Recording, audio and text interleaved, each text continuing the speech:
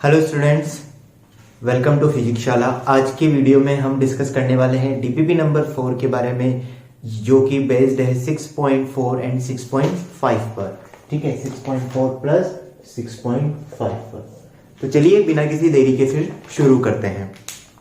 तो पहला क्वेश्चन जो दिया हुआ था, विच of the following property shows that light is a transverse wave. Transverse wave जो होती है वो कौन कौन सी प्रॉपर्टीज शो कर सकती है। तो कैसे पता चलेगा कि कोई वेव ट्रांसवर्स वेव है या नहीं है, उसके बारे में तो चार ऑप्शन दिए हुए हैं, reflection, interference, diffraction and polarisation. तो इसका जो ऑप्शन होगा वो कौन सा हो जाएगा, इसका आंसर हो जाएगा डी। क्वेश्चन नंबर 1 जो है इसका आंसर हो जाएगा डी। तो यही पोलराइजेशन ही एक ऐसा तरीका है जिससे हम ये पता लगा सकते हैं कि कोई भी वेव जो है वो ट्रांसवर्स है या लॉन्गिट्यूडनल है। लॉन्गिट्यूडनल के लिए कभी भी पोलराइजेशन नहीं होगा और ट्रांसवर्स के लिए हमेशा पोलराइजेशन होगा, फिर चाहे वो ट्रांसवर्स मैकेनिकल वाली हो या नॉन मैकेनिकल वाली हो। चलिए क्वेश्चन नंबर 2 की बात करते हैं। क्वेश्चन नंबर 2 में दिया हुआ है, in small hole diffraction pattern of the fringe on the screen will be. अब देखो, डिफ्रैक्शन बेसिकली आपको पता है कि स्मॉल होल या स्मॉल स्लिट के थ्रू होता है। तो अगर कोई स्मॉल होल है उसके थ्रू कोई लाइट पास हो रही है तो जो पैटर्न बनेगा कि जैसे यहाँ पर एक छोटा सा होल दिया हुआ है, इससे अगर कोई लाइट इस पर आती है तो जो पैटर्न बनता है वो सर्कुलर टाइप का बनता है। जो स्क्रीन पर जो पैटर्न मिलेगा हमें वो किस टाइप का मिलेगा, सर्कुलर टाइप का मिलेगा। तो इसका आंसर क्या हो जाएगा, बी आंसर इसका हो जाएगा। ठीक है, देखिए क्वेश्चन नंबर 3 पर आने से पहले मैं आपको एक छोटी सी चीज बता देना चाहता हूं कि डिफ्रैक्शन से रिलेटेड अगर आपको जो भी क्वेश्चंस करने हैं उस क्वेश्चन को करने के लिए आपको एक ग्राफ जरूर पता होना चाहिए। ठीक है ना, इस ग्राफ के बारे में मैं आपको थोड़ा सा, ये आपको जब आपने लेक्चर अटेंड किया होगा तो उस लेक्चर में भी, डिफ्रैक्शन वाले लेक्चर में भी सर ने ये ग्राफ आपको समझाया होगा। आपको पूरी थ्योरी वगैरह सारी डिटेलिंग सर ने अच्छे से बता दी गई होगी। मैं यहाँ पर आपको बस इस ग्राफ को कैसे यूज करना है न्यूमेरिकल करते टाइम पर, और इस ग्राफ को सिर्फ याद रख के आप कैसे न्यूमेरिकल सोल्व कर सकते हैं वो चीज मैं यहाँ बताने जा रहा हूँ। तो अब एक छोटी सी चीज ध्यान रखना, ये ग्राफ आपको पता है ही सही, ये ग्राफ मैंने इंटेंसिटी और साइन थीटा के बीच में बनाया हुआ है। ध्यान रखना, मैंने ये किसके बीच में बनाया हुआ है, साइन थीटा के बीच में। साइन थीटा मतलब बेसिकली अगर स्मॉल होल दिया हुआ है, ये स्क्रीन है, और अगर हम इस पर्टिकुलर पॉइंट पर बात कर रहे हैं तो ये एंगल जो होगा ये साइन थीटा एंगल हो जाएगा। ये इसका सेंटर मैक्सिमम, मैं डिफ्रैक्शन की बात कर रहा हूँ। ये स्लिट है, सिंगल स्लिट है, और यहाँ किसी पॉइंट पर मैक्सिमा होगा, मिनिमा होगा, उस चीज की हम यहाँ पर बात कर रहे हैं। अब आपको पता होना चाहिए कि यहाँ पर बीच में मैक्सिमा आता है और ये इसके जस्ट बाद मिनिमा आएगा। तो आप बस ये ध्यान रखना कि मिनिमा जो आ रहा है वो लैम्डा बाई ए, फिर अगला मिनिमा 2 लैम्डा बाई ए, और फिर ऐसे 3 लैम्डा बाई ए, इस तरह से चलता रहेगा। और जो ये y वाली एक्सिस, x वाली एक्सिस है, ये साइन थीटा में लिया हुआ है मैंने। कैसे यूज करना है वो भी मैं समझा दूंगा। अब यहाँ मिनिमा है, ये मिनिमा है, तो 2 मिनिमा के बीच में एक मैक्सिमा आएगा। तो यहाँ पर लैम्डा बाई ए और 2 लैम्डा बाई ए, तो इसके जस्ट मिड में आएगा 3 लैम्डा बाई 2 है। आप इसको ऐसे ध्यान रखना, मैं ये क्वेश्चन सॉल्व करने के लिए आपको बता रहा हूँ। इसी तरीके से लैम्डा और 2 लैम्डा बाई ए का हाफ करोगे तो 3 लैम्डा बाई 1, 2 का हाफ करोगे तो 1.5 ही आएगा, 1.5 आएगा। इसी तरह से ये वाला जो अगर लोगे आप तो ये 5 लैम्डा बाई 2 आ जाएगा। तो यहाँ पर आपको अगर पूछा जाए जैसे फर्स्ट मिनिमा के लिए, तो फर्स्ट मिनिमा के लिए आपको ध्यान रखना है sine theta equals to, first minima की कंडीशन आप क्या लिख दोगे, sine theta equals to lambda by a, ये लिख दोगे। आपको बोला जाए तो ये हो गया फर्स्ट मिनिमा। ठीक है, आपको बोला जाए कि फर्स्ट सेकंड मिनिमा, तो सेकंड मिनिमा के लिए आप क्या लिख दोगे, 2 लैम्डा बाई ए। अब आपको बोला जाएगा first maxima, first secondary maxima, ये तो सेंटर मैक्सिमा, सेंटर मैक्सिमा के अलावा जितने भी मैक्सिमास होते हैं उसको हम बोलते हैं सेकेंडरी मैक्सिमा। तो ये फर्स्ट मैक्सिमा आपको लिखना है, तो आप लिखोगे sine theta equals to 3 lambda by 2a। अब देखो इससे हमें कैसे पता चल रही है कि मैक्सिमा कहाँ बन रहा है, कैसे बन रहा है। तो आपको एक चीज ज्यादातर जो क्वेश्चंस में दी जाती है, हमें ये बताया जाता है कि जो ये दोनों के बीच की डिस्टेंस है d, और ये यहां से लेकर यहां तक की होती है y। तो ये d बहुत ज्यादा होती है तो थीटा स्मॉलर होता है। तो आप इस साइन थीटा को क्या लिख सकते हो, y डिवाइडेड बाई d लिख सकते हो। तो 3 लैम्डा बाई 2a ये यहाँ पर है। तो अब ये वाली चीज ध्यान रखो, ये एक जनरलाइज टर्म आ जाएगी। तो अगर थीटा स्मॉल नहीं भी है तो भी ये इक्वेशन हम यूज कर सकते हैं। और थीटा स्मॉल है तो थीटा को क्या लिख दो, y डिवाइडेड, साइन थीटा की जगह क्या लिख दो, y डिवाइडेड बाई डी।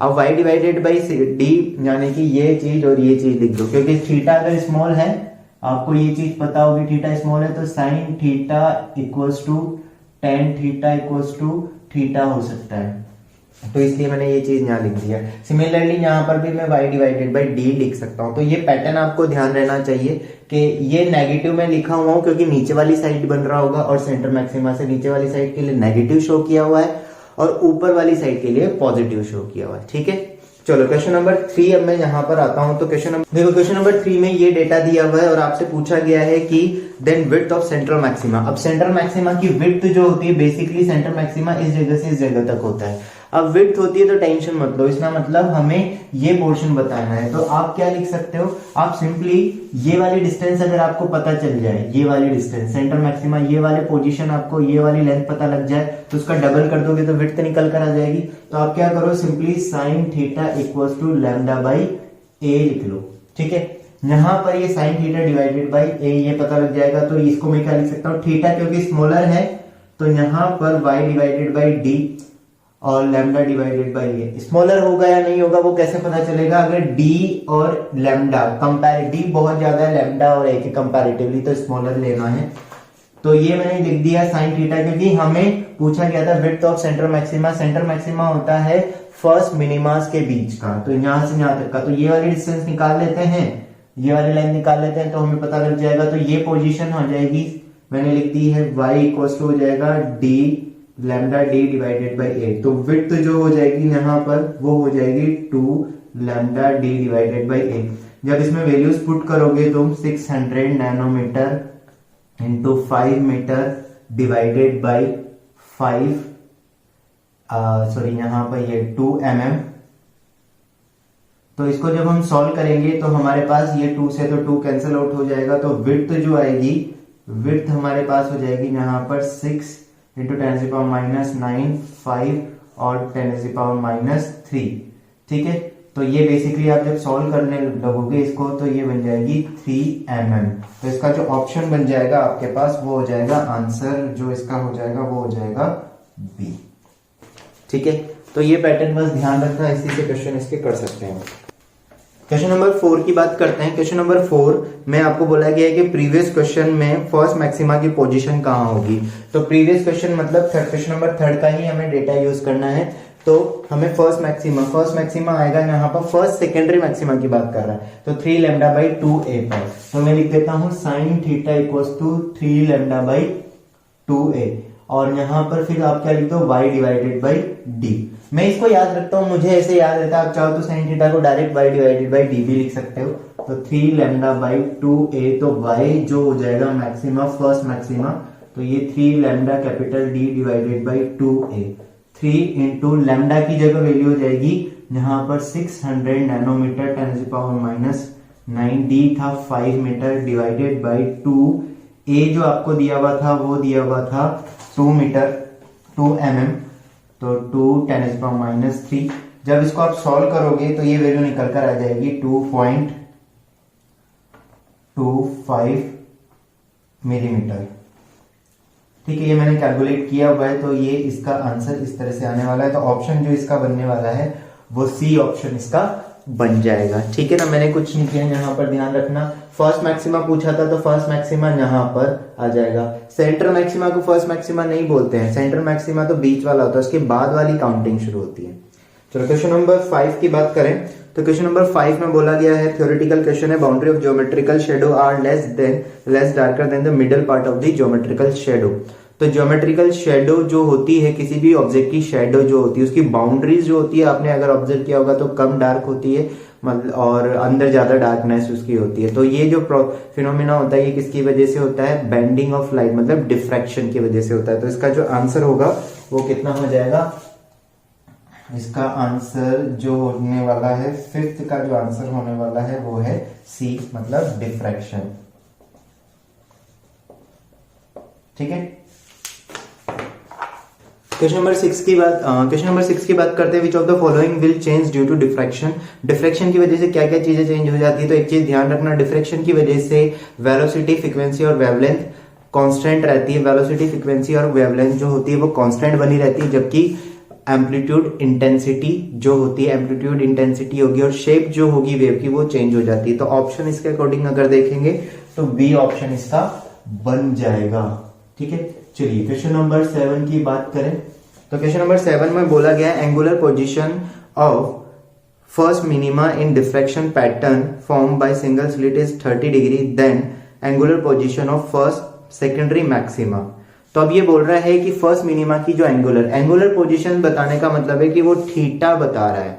तो फर्स्ट मिनिमा, अब देखो यहां पर ये सेंटर मैक्सिमा है और फर्स्ट मिनिमा यहां बन रहा है। तो फर्स्ट मिनिमा के का मतलब क्या हो गया, फर्स्ट मिनिमा के लिए कंडीशन होती है sine theta equals to lambda by a. तो इसने बोला है कि फर्स्ट मिनिमा जो है वो 30 डिग्री पर बन रहा है। अब देखो एंगल ज्यादा है यहाँ पर, तो यहाँ पर हम उसको साइन थीटा को मैं थीटा नहीं ले सकता, तो साइन थीटा में मुझे थीटा की वैल्यू पुट करनी पड़ेगी।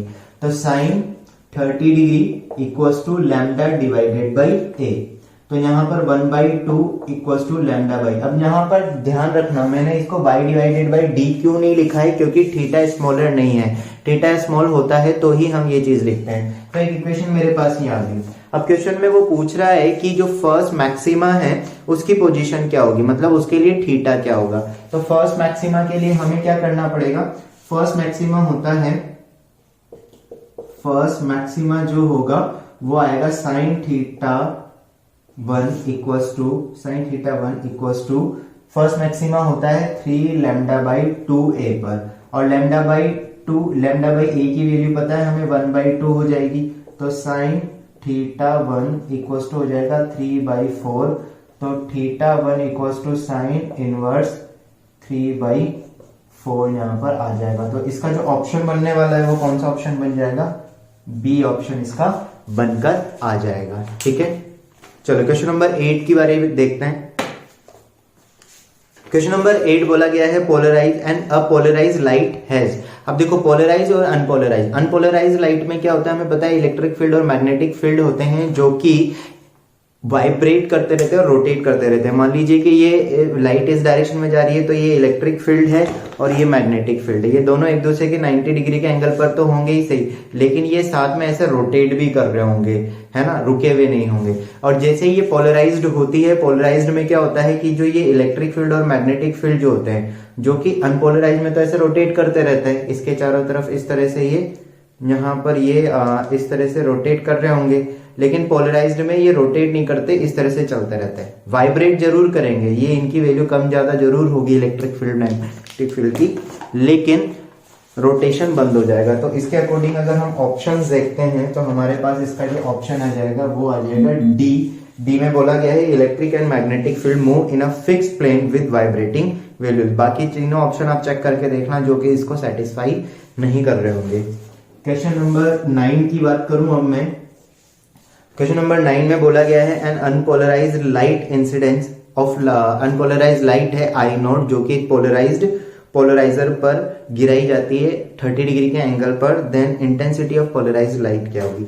अब एक छोटी सी चीज जो इसमें कई बार क्वेश्चंस में कंफ्यूजन क्रिएट करती है, वो चीज ध्यान रखना, कभी भी अगर अनपोलराइज्ड लाइट को पोलराइजर पर, पोलराइजर मतलब पोलरॉइड जो क्रिस्टल है उस पर गिराया जा रहा है, कोई भी अनपोलराइज्ड लाइट है, अनपोलराइज्ड लाइट को हम इस तरह से रिप्रेजेंट करते हैं।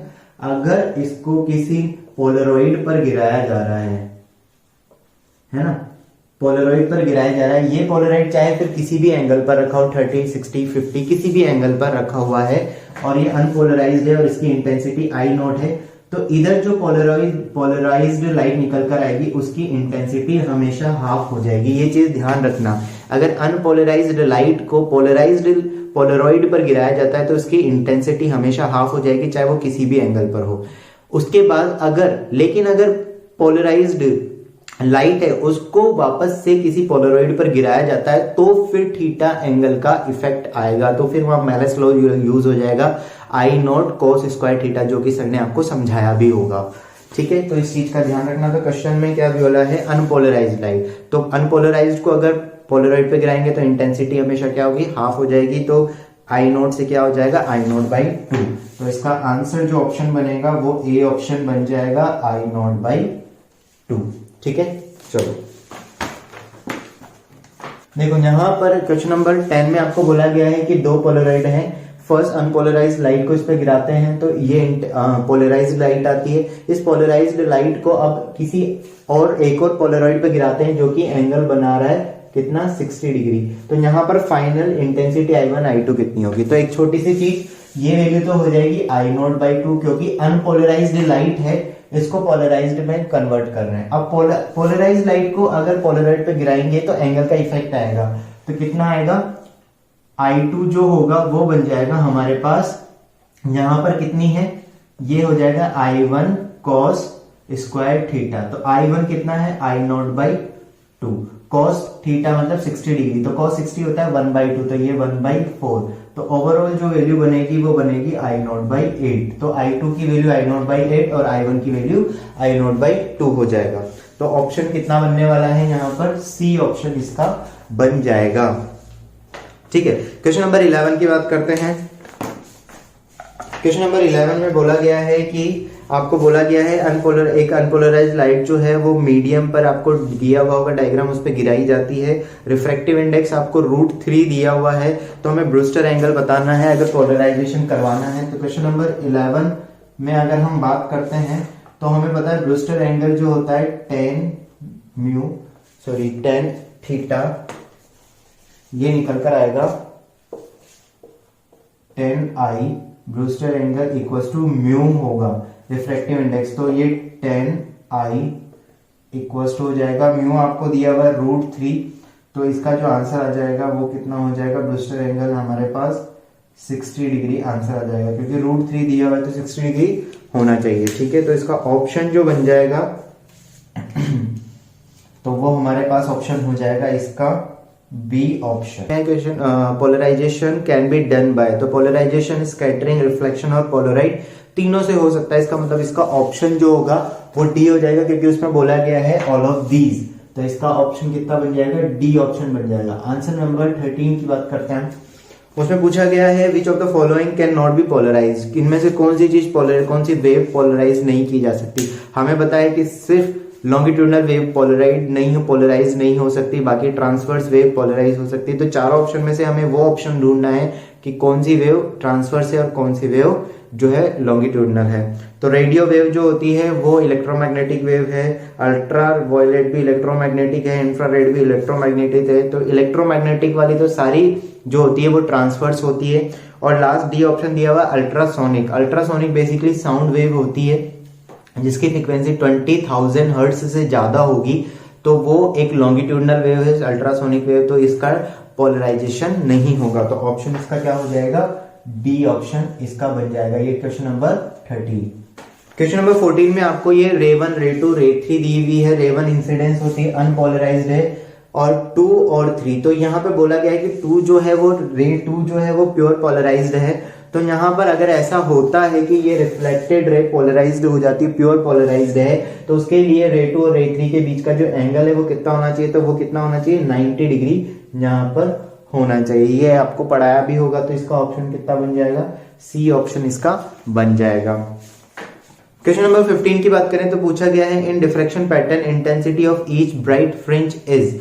तो इंटेंसिटी हमें पता है कि डिफ्रैक्शन में इंटेंसिटी होती है जो कंटिन्यूअसली डिक्रीज होती रहती है। सेंटर मैक्सिमा जो होता है उसकी इंटेंसिटी सबसे ज्यादा होती है, उसके बाद जो इंटेंसिटी होती है कंटिन्यूअसली क्या होती रहती है, डिक्रीज होती रहती है। अगर मैं यहाँ पर लिखूं, इस पैटर्न में लिख भी देता हूँ, यहाँ इंटेंसिटी अगर आई नोट है तो यहाँ इंटेंसिटी आई नोट बाई 22.5 होगी, इस जगह आई नोट बाई 62.5 होगी, तो कंटिन्यूअसली डिक्रीज होती रहती है। तो इसके अकॉर्डिंग अगर ऑप्शन देखोगे तो कौन सा ऑप्शन हो जाएगा, डी ऑप्शन इसका निकल कर आ जाएगा, जिसमें कि बोला गया है डिक्रीजिंग फ्रॉम सेंटर से कंटिन्यूअसली क्या हो रही है, डिक्रीज हो रही है। ठीक है, तो ये क्वेश्चन पूरे 15 क्वेश्चन थे, जिसमें लेक्चर 6.4 और लेक्चर 6.5 पर ये बेस्ड था। इसमें किसी को कुछ भी डाउट है तो मुझे कमेंट सेक्शन में जरूर बताना। मिलते हैं फिर अगली डीपीपी के साथ। Thank you very much.